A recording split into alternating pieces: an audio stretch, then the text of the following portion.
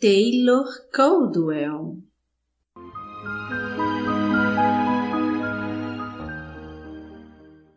Médico de homens e de almas.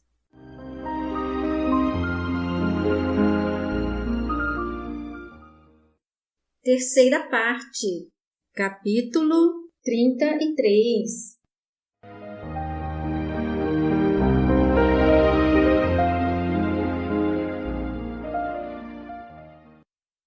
Que se passa com meu pai? Indagou Turbo, e sua voz rude estava trêmula.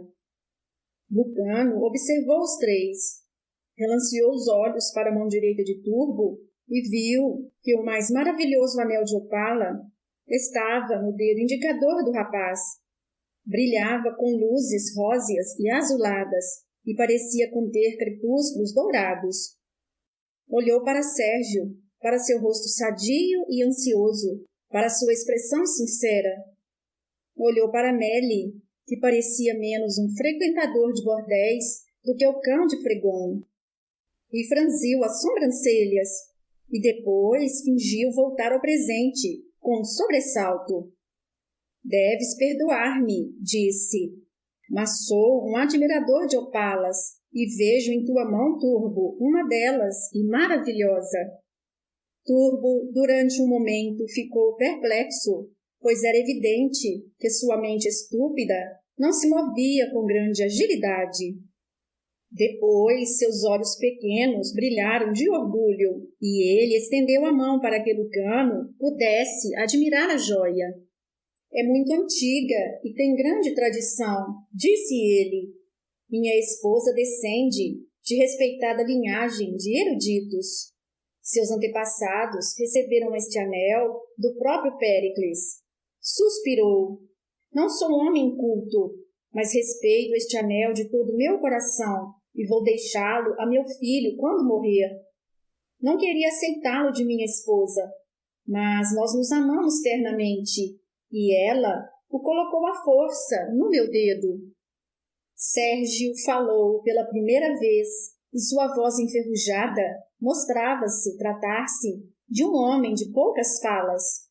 Disse a Turbo afetuosamente: foi no 10º aniversário de teu casamento que tua esposa te deu este anel, meu irmão. Fica-te bem, embora não sejas um erudito. Teu filho, contudo, há de trazer honra a teu nome. Turbo suspirou. Ainda assim, meu pai deseja muito este anel. Muitas vezes fico pensando se não sou um filho desobediente por não o dar a ele de presente. É teu e de teu filho, disse Nelly, também falando pela primeira vez. Tua esposa ficaria magoada se desses o anel a meu pai. É preciso ter consideração para com as mulheres. Lucano sentou-se no banco, mergulhado em seus pensamentos.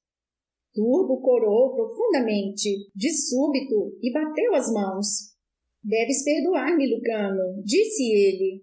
Eu deveria ter mandado vir vinho para ti, mas estava pensando apenas em meu pai. Um escravo apareceu e ele lhe ordenou que trouxesse vinho. Meu pai vai ficar zangado, disse Nelly. Tu mandaste vir o melhor vinho. Turbo falou, e agora havia nele uma dignidade nova. A adega de meu pai pode ser pequena, mas é uma das melhores de Atenas, e eu a mantenho bem abastecida. Ele pode fornecer um pouco de vinho a Lucano. Mas ainda não me disseste, Lucano, qual é a terrível moléstia que aflige meu pai. O médico falou. Sabe-se que a doença de um homem não pode ser separada daquilo que ele é e de seu ambiente. Primeiro, preciso fazer-vos algumas perguntas que desejo lhe serem respondidas com toda a sinceridade. Perguntas! Exclamaram os irmãos em coro, e Lucano viu pelas suas expressões que não era fingida a ansiedade de seus rostos e que a afeição dedicada ao pai mostrava-se neles profunda e sem afetação. O rosto do rapaz tornou-se, de certa forma, tristonho. O escravo trouxe uma bandeja de prata com 4 taças e Turbo serviu o vinho, observando ansiosamente Lucano para ver se ele o apreciaria. A bebida era deliciosa e Lucano foi sincero em sua apreciação. Os 3 irmãos rodearam-no e beberam com o que aparentemente esperavam fosse o mais aristocrático dos gestos de apreciação e com comedimento. Vosso pai, disse Lucano depois de uma série de sinceros cumprimentos, deve ter herdado muito dinheiro, e indicava o jardim e a casa. Os irmãos relancearam os olhos uns para os outros e hesitaram. Turbo, então, ergueu a cabeça. Há pessoas que escarnecem dos humildes, murmurou ele. É privilégio delas, embora estejam erradas. Somos pessoas humildes, mas ganhamos bem e fizemos nossas fortunas. Meu pai era muito pobre, embora livre. Teve uma pequena fazenda, seca e de terra-mar. Meus irmãos e eu não nos podemos recordar de um dia em nossa infância e adolescência em que nos sentíssemos bem alimentados, embora todos trabalhássemos pesadamente com nosso pai. Nossa mãe morreu quando éramos crianças. Turbo corou e tossiu. Tu nos pediste que fôssemos sinceros. Meus irmãos e eu demos esta casa a nosso pai 5 anos atrás. Ele jamais tinha morado numa casa que não fosse humilde e marcada pela pobreza. Tomamos para o trabalho os melhores arquitetos. Desejávamos dignificar a velhice de nosso pai, recordando-nos de seus sofrimentos, do telhado cheio de goteiras de sua casa e do piso sujo. Desejávamos que ele tivesse os deleites e luxos que merecia. Nada achávamos que fosse bom demais para ele, disse Melle, o rosto simples iluminando-se. Mandamos buscar tesouros de todos os pontos da terra, a fim de ornar esta casa.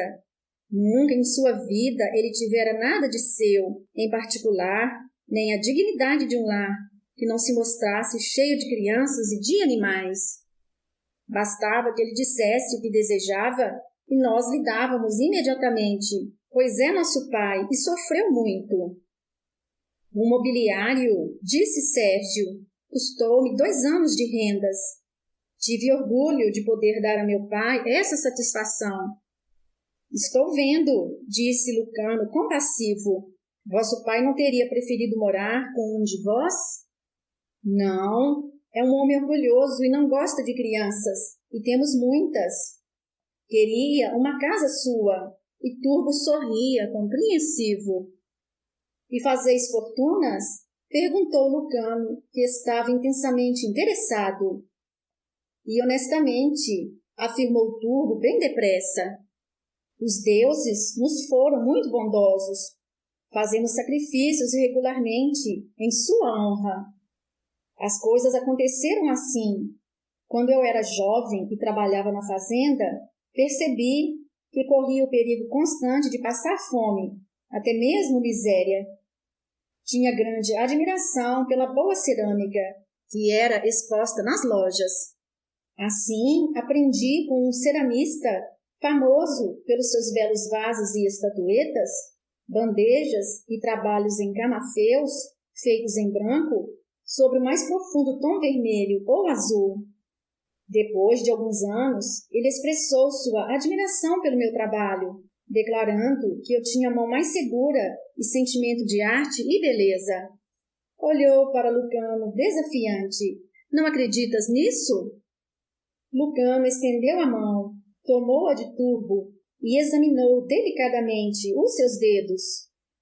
Maltratados como estavam pelos infinitos anos de uma juventude dedicada a trabalhos pesados, os dedos tinham a forma espatulada que marca o verdadeiro artista. Sim, respondeu respeitosamente, acredito em ti. Obrigado, falou Turbo com uma humildade que era em si mesma inocente orgulho. E aqui estão meus irmãos. Eu consegui que o ceramista os empregasse. Sérgio revelou o extraordinário poder para produzir formas invariavelmente perfeitas, quase sem perdas. Ele ainda faz girar o torno, pois não confiamos em outro para isso. E Meli inventou um polimento que é nosso segredo. O ceramista, que não tinha filhos, deixou-nos sua fábrica, e nossa mercadoria é procurada no mundo inteiro, mesmo em Roma.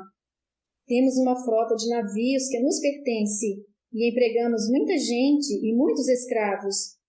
Se pudéssemos produzir o dobro do que produzimos, poderíamos vender todas as bandejas e vasos e objetos de arte, mas com isso sacrificaríamos nossa alta qualidade.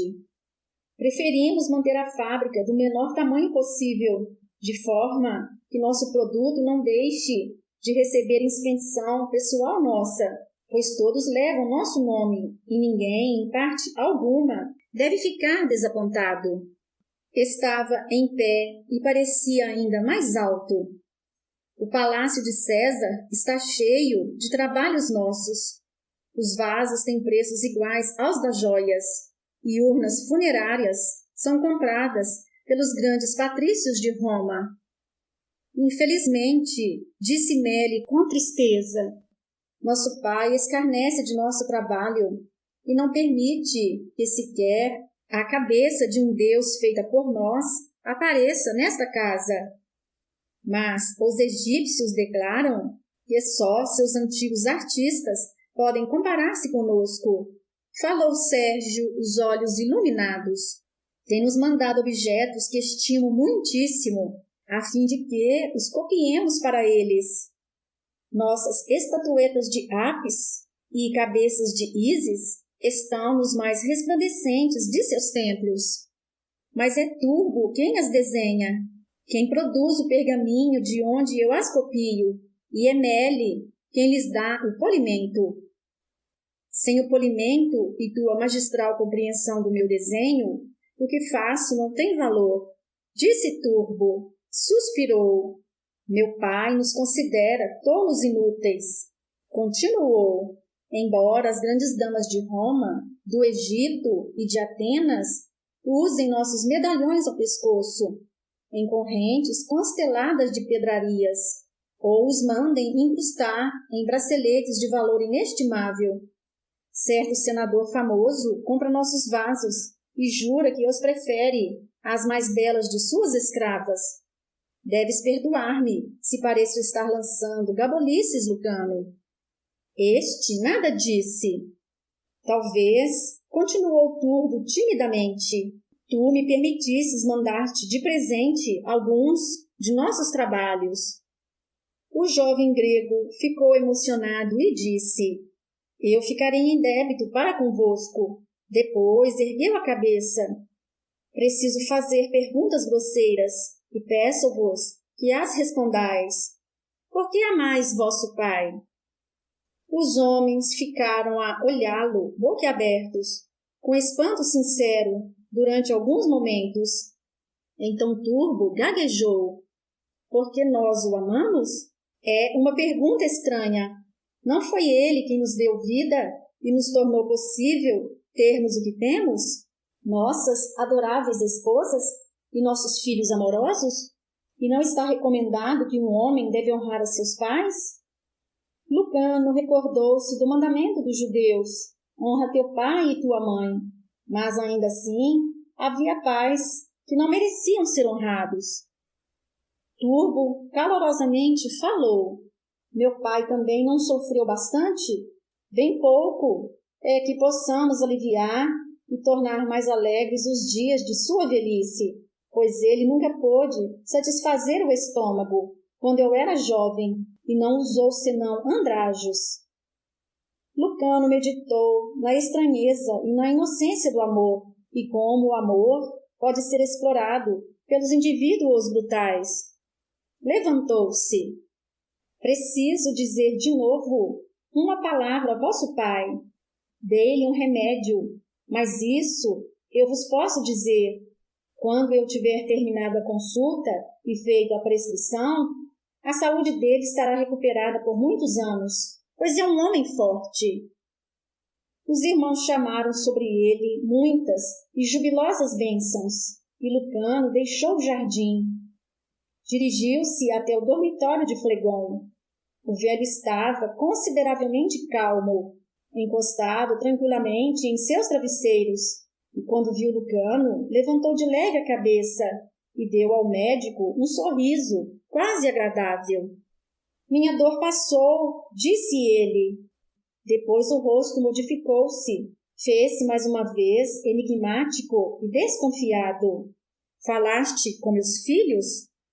Lucano sentou-se deliberadamente e serviu-se de um cacho de uvas, fixando, durante todo o tempo, seus brilhantes olhos azuis no rosto de Flegon. Depois de alguns momentos, o rosto do homem tornou-se sombrio e estúpido. Eles te mentiram, acrescentou com algo de monótono na voz alta. Acho que não, disse Lucano. Há muitos anos sou médico, e os médicos adquirem um sentido a mais que os possibilita perceber mentiras. Seus olhos estavam cheios de ressentimento. Apesar disso, também tinha pena de Flegon, que podia invejar os filhos, ressentir-se de seus sucessos, posição e fama, pois fora apenas um pobre camponês analfabeto. Além disso, era bem evidente que ele sabia ser amado pelos filhos e, por isso, os atormentava. Vai embora, disse Flegon abruptamente, virando a cabeça no travesseiro, erguendo seus ombros poderosos. Sou um velho fraco, abandonado, enganado, solitário. Deixa-me com os meus deuses, pois pelo menos eles são os únicos consoladores dos homens. É verdade, disse Lucano, mas eu duvido que acredites nos deuses. Vou dar a teus filhos alguns bons conselhos antes de deixar esta casa. Vou dizer-lhes quem na realidade és tu e o que honestamente pensas deles. Sugerirei também que te levem de volta à tua pequena fazenda e nunca mais te visitem, pois acredito que isso será melhor para eles, para sua paz de espírito. Há ocasiões em que os filhos devem abandonar os pais por amor deles próprios. Flegon teve um impulso, erguendo-se da almofada. Os dentes apareceram entre os lábios barbudos e os olhos faiscaram com mais selvagem medo, com ódio. Tu me destruirás, bradou, amaldiçoando Lucano numa linguagem tão expressiva que o médico admirou seu sabor e imaginação. Esperou pacientemente até que Flegon se exaurisse e explodisse em lágrimas verdadeiras. Depois disse com bondade: não farei isso. Não tirarei a ilusão de teus filhos a teu respeito, se me obedeceres imediatamente e continuares a me obedecer. Maldito sejas, gritou Flegon. Possam os abutres dilacerar teu fígado. Parou, percebendo que Lucano não se mostrava impressionado, antes um tanto entediado. Depois choramingou. Dize-me o que devo fazer, mas, bom médico, tem piedade de um velho. Seria capaz de mandar-me de volta para aquele miserável retalho de terra que está cheio de pedras e espinhos, para viver de novo meus dias na miséria? Farei isso, com certeza, afirmou Lucano, a não ser que obedeças. O primeiro passo é saltar agora mesmo dessa cama, vestir-te com tuas melhores roupas, pendurar um ornamento ao pescoço.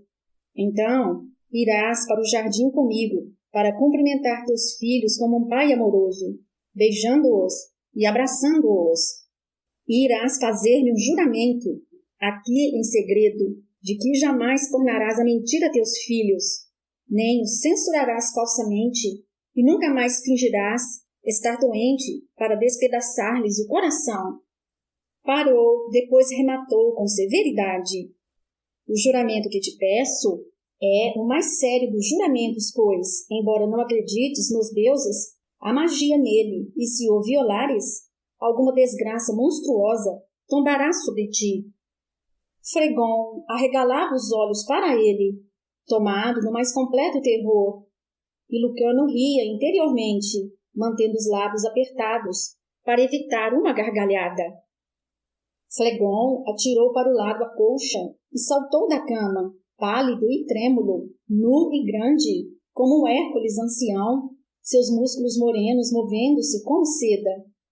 Com mãos tiritantes vestiu-se, usando uma túnica do mais fino linho, comprida, presa à cintura esbelta, com um cinturão de ouro, e colocou braceletes de ouro nos braços. Pendurou um ornamento ao pescoço, penteou os compridos caracóis grisalhos e a barba. Ficou magnífico. Então Lucano administrou-lhe um juramento fantasista que inventou diante dele. Finalmente aspergiu o velho com algumas gotas de vinho e tornou a adverti-lo severamente. Ajudaria o velho a erguer-se, mas Fregon saltou sobre os pés como um atleta e apertou seu grande punho nodoso contra o peito. Sou algum inválido? Perguntou com voz trovejante. Posso ter idade para ser teu avô, médico dissimulado, mas poderia partir-te a espinha com minhas próprias mãos. Acredito, disse Lucano. Toma cuidado daqui por diante, para não partires o coração de teus filhos, pois sobre ti cairia imediatamente a desgraça. Deu a Fregon o frasco que continha as pílulas brancas. Isso te acalmará por algumas noites, durante as quais, disse Lucano virtuosamente, poderás refletir com serenidade sobre teus pecados. Flegon caminhou através da casa, em grandes passadas, seguido por Lucano.